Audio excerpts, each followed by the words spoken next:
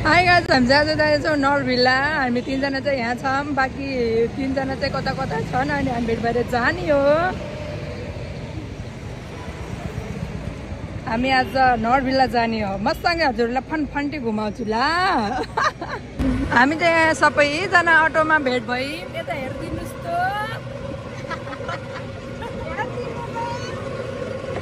हेरिदिनु भरे। फाइनल्ली हामी चाहिँ यहाँ नरभिल्ला नरभीम आइसक्यो। खासमा कुरो चाहिँ यहाँनिर आइपुग्यौँ।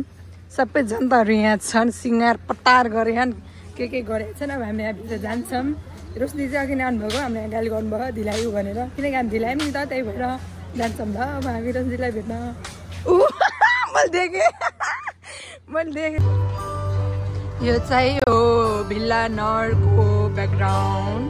यहाँ चाहिँ स्विमिङ पुल पनि रहेको छ।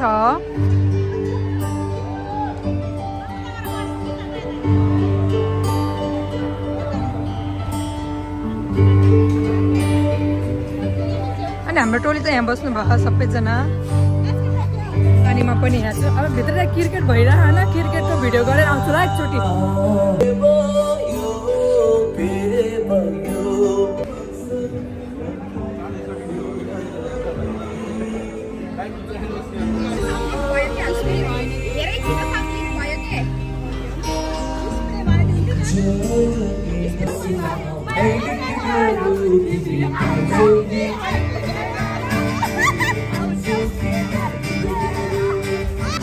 आज चाहिँ प्रिस्मा दिदीको बिदाई भनेको फेयरवेल लेखिदिन्छन् कि केकमा भनेको यहाँ ह्याप्पी बिदाई प्रिस्मा लेखिदिएछन्। केही छैन,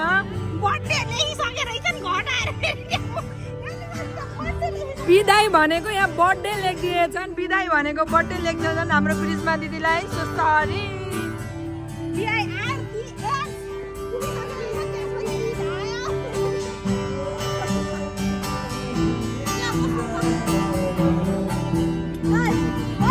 आज प्रिस्मा दिदीको बिदाई भनेको केकमा झन्डै बर्थडे भएन त। So sorry. यता हेरिदिनुहोस् त।